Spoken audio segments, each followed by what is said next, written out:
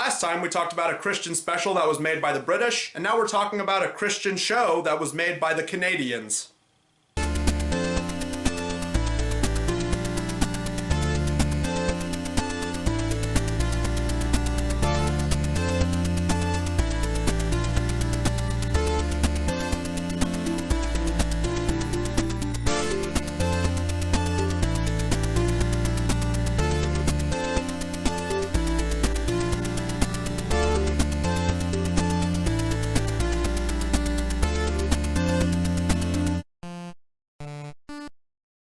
Circle Square is a Christian TV series from Canada that was aired between the years 1974 and 1986, only lasting one season with a whole 165 episodes. Meant to be a more Christianized version of something like Sesame Street, Circle Square was put out by Crossroads Christian Communications. Wait a second, Crossroads Church?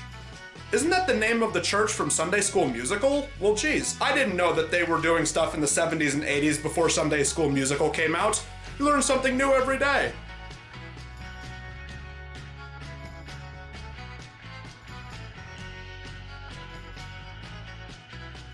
The company that put this out only had a few other titles to their name. The only other one that seems to have a Wikipedia page is what helped put them on the map, another Christian show called 100 Huntley Street. Apparently, this series was created to be distributed to various Christian summer camps and were intended to be non-profit. It's also responsible for launching the careers of several minor celebrities, such as the Chocolate Rain Guy, Tim and Eric, Logan Paul, Colonel Sanders, and even Scott Jason Baio Bateman. So let's see if these Canadians can do a Christian show just as good as we can do them over here in America. This is the Circle Square episode, It's a Steal. So after the theme song pops off, we see the main scenario of the show. Christian children gathering at the local library of the Circle Square Hotel. So as they all gather around, one young blonde boy named JC enters the place wearing a new pair of sunglasses. Sunglasses, they're shades. I bet they cost a pile. No, not at all. Really? Yeah, you just gotta learn how to shop. You didn't take them, did you, JC? Well, let's just say they were free. But he alludes that he didn't in fact pay for them. Yes, he stole them from the local shopping mall. But the other children, along with this old married couple of puppets, try to put him on the straight and narrow by singing the first of many song sequences. Sometimes we'd rather say nothing and just go along with the crowd. Say no, say no, say no, no, no. Say no, say no, say no, no, no. Say no, say no, say no, no, no.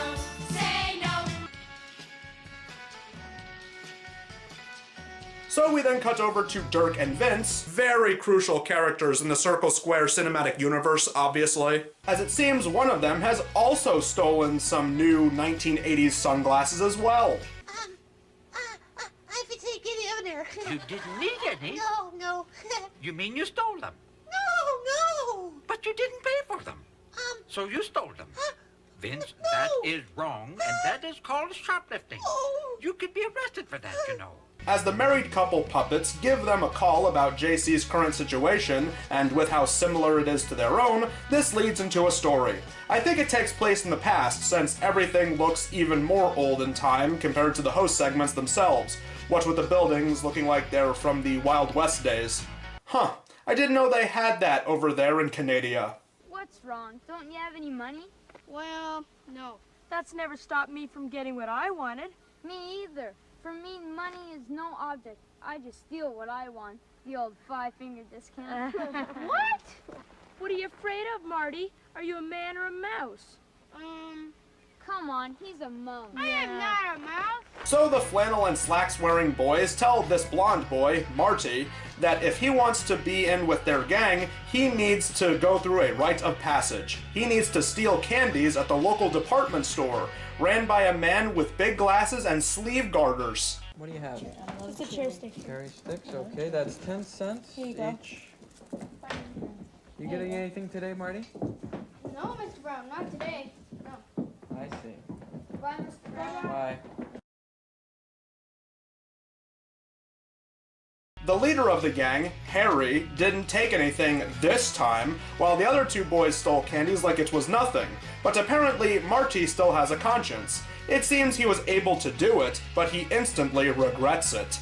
There's a name for people who take things without paying for them. They're called shoplifters. It doesn't matter if it's something big or small.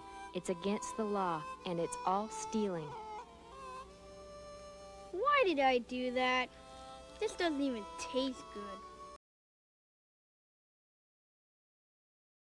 Hell yeah, man! Stick it to those bigwig fat cat corporations. Who needs them anyway? They just sit around all day in their big corporation buildings and they're all like corporation-y and they make money. Well, no, I actually have never shoplifted before. My parents said that if I even thought about doing it, they'd take away my credit cards and stop paying my student loans. People can steal for a lot of reasons. Some people do it because they don't have any money. Others do because they think they can get something for nothing. Marty was stealing because he wanted to be one of the boys. He wanted them to see how smart he was. Remembering what they said from the previous day, they all meet up the next morning to steal more candies. So Marty joins them and wants to prove to them that he can also steal.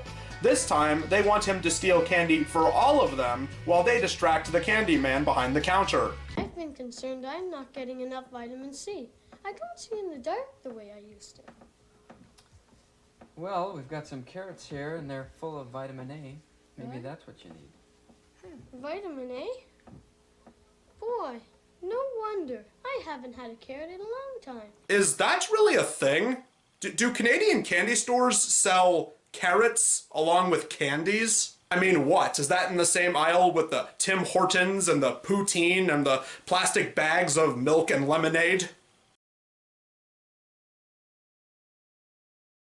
Canada is what happens when you put French people in the woods. But just as they're about ready to leave, the cashier calls Marty over, noticing that he stole some candy. The other boys make a run for it, but Marty decides to come clean and work out a deal to make up for his mistakes. I'm not going to report you to the law, but I want you to promise me that you'll never steal again. I won't, Mr. Brown. Some people think they're pretty smart, taking things that don't belong to them. I know. But there's someone who sees everything we do, and he says stealing is wrong. Who? God. And if you really want to prove you're smart, then do what God wants you to do, and don't steal anymore.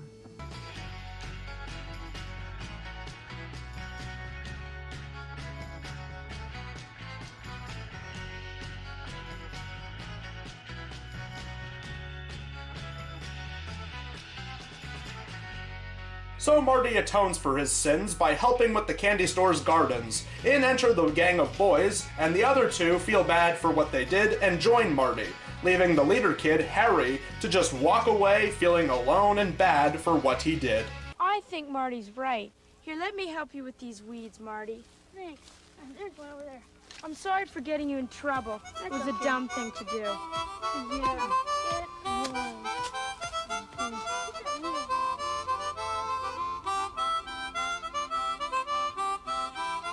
Oh right, this was a story being told by Doc and Sprocket over here. I almost forgot. What are they up to now that the story is over? I know you're sorry, Vince. Just do the smart and right thing and don't steal anymore. Okay. Now let's go to the mall.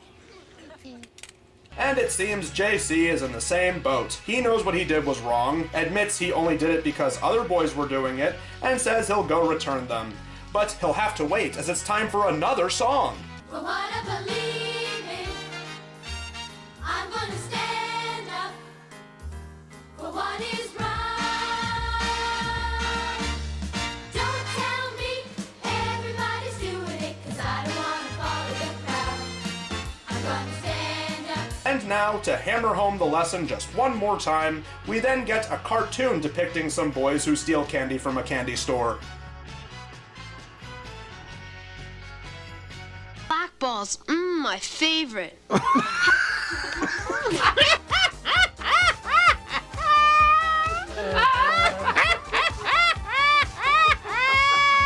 This say what I think they said. They just said it. The other two boys pay for their candy, while the redhead kid took some chocolate bars by hiding them in his shirt. The little blonde boy feels bad knowing that this happened and tries to tell the brunette boy why it was wrong for them to do that over some frisbee, but he doesn't take it too well. But come the next day, he has a change of heart and gets the redhead kid to admit that he stole to the store owner. I took some chocolate bars that I shouldn't have, and I want to pay you for them now. Why, thank you, Ralph. Wow, if these were children in America, they'd face a little bit more punishment than that. But then again, this is Canada after all. We've got to go now, but we hope you enjoyed today's show and learned something from it. I did. You know, a lot of people think it's smart to take things without paying for them. But if you're really smart, you'll do what God wants you to do. And don't steal. You know, Egbert, I stole once. Gert. Yeah, but I learned my lesson, though. Stealing is wrong. I took it back and paid for it. See, I knew it. I knew you could never trust those puppet people. You're just trying to live your life and own your own little small independent business, and next thing you know, puppet people are trying to rip things off without paying. Either way, let's end the episode with one more song. I'd like to thank the Lord for loving me, even when I'm bad. Thanks, Lord. Yeah, that's right. Well, that was the Circle Square episode, It's a Steal, and while it's nowhere near as good as VeggieTales or Bible Man, for instance, I guess it was okay. Now, some people out there who might be outside of the demographic that I'm clearly a part of, they'd probably say something like, I mean, it's clearly cheesy and dated, and it's definitely meant for a Christian demographic, but it's not that bad. I mean, compare it to stuff like, the PureFlix movies that we're getting nowadays, or Deception of a Generation, or Rocket's Your Decision, and stuff like that.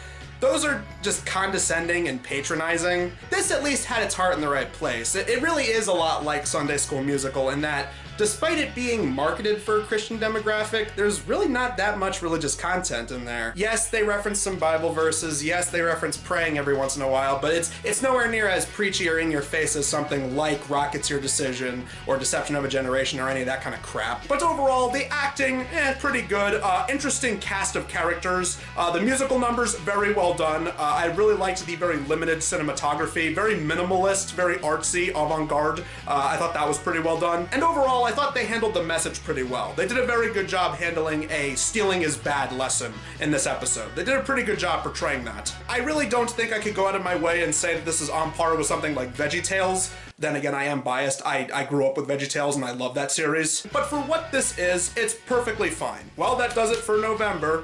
So look forward to 2 new Captivating Christian episodes coming out in December. The best time of year, because it's Christmas! So until next time, may Jesus be with you, and remember, stealing is bad, okay?